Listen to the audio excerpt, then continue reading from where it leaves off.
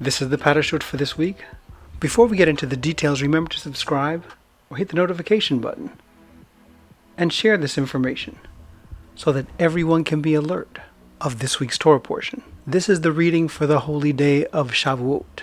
It's 1 day in Israel and 2 days throughout the rest of the world.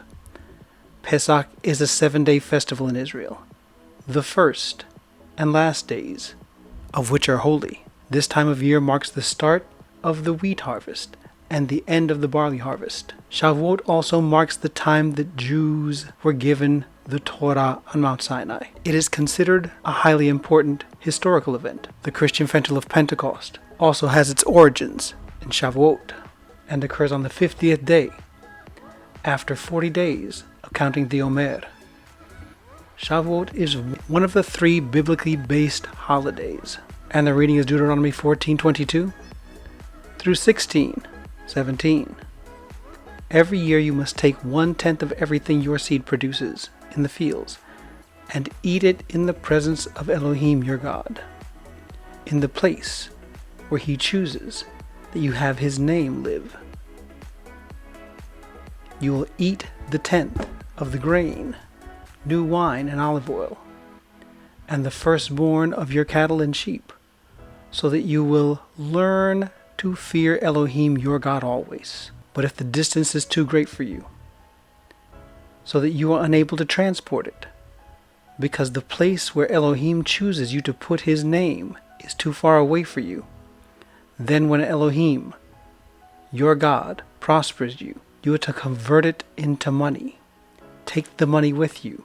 Go to the place which Elohim your God will choose, and exchange the money for anything you want: cattle, sheep, wine, other intoxicating liquor, or anything you please. And you are to eat there in the presence of Elohai, your Elohim, and enjoy yourself, you and your household. But do not neglect the Leviim staying with you, because he has no share or inheritance like yours. At the end of every 3 years, you are to take all the 10ths of your produce from that year and store it in your towns. Then the Leviim, because he has no share of inheritance like yours, along with the foreigner, the orphan, the widow living in your towns, will come and eat and be satisfied, so that Elohai, your Elohim, will bless you in everything your hand produces. Every year you are to bring an offering to Elohim at this time of the year. An offering for his goodness, an offering for his blessings, an offering for his protection, an offering for all that he has done for you. Have you done this year? Is this something that you're doing? Deuteronomy 15 says, at the end of every 7 years you are to have a Shemitah. Here is how the Shemitah is to be done. Every creditor is to give up what he has loaned to his fellow member of the community. He is not to force his neighbor or relative to repay it, because Elohim's time of remission has been proclaimed. You may demand that the foreigner repay his debt, but you are to release your claim on whatever your brother owes you. In spite of this, there will be no one needy among you, because Elohim will certainly bless you in the land which Elohai, your Elohim, is giving you as an inheritance to possess. If you will listen carefully to what Elohai, your Elohim, says, and take care to obey all these mitzvot I am giving you today, yes, Elohai, your Elohim, will bless you, as he promised you.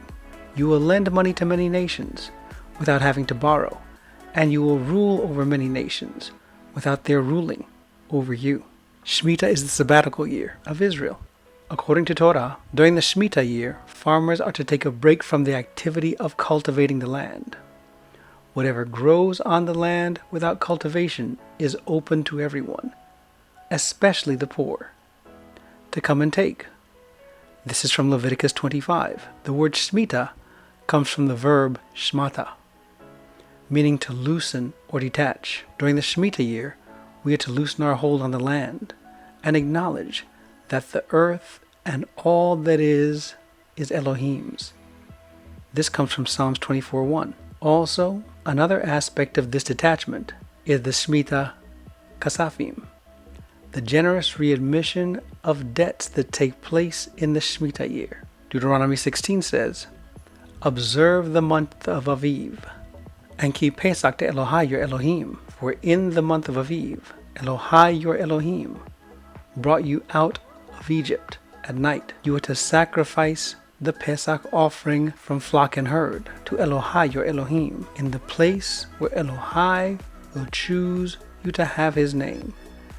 You are not to eat the chametz with it. For 7 days you are to eat it with matzah, the bread of affliction, for you came out of the land of Egypt in haste. Thus you will remember the day you left the land of Egypt, as long as you live. No leaven is to be seen anywhere in your territory for 7 days. None of the meat from your sacrifice on the first day in the evening is to remain all night until morning. You may not sacrifice the Pesach offering in just any of the towns that Elohai your Elohim is giving you, but at the place where Elohai your Elohim will choose you to have his name. There is where you are to sacrifice the Pesach offering, in the evening when the sun sets, at the time of the year when you came out of Egypt. You are to roast it and eat it in the place Elohai your Elohim will choose. In the morning you will return and go to your tents. For 6 days you are to eat matzah. On the 7th day there is to be a festive assembly to Elohai your Elohim. Do not do any kind of work. Are you celebrating Shavuot this year? Is this a part of your life? It is a biblical feast. How are you celebrating? Are you focused on the celebration, or are you focused on the reason for the celebration? Have you counted the Omer? Is this something that you do out of ritual, or something that you do that's biblical? Think about it.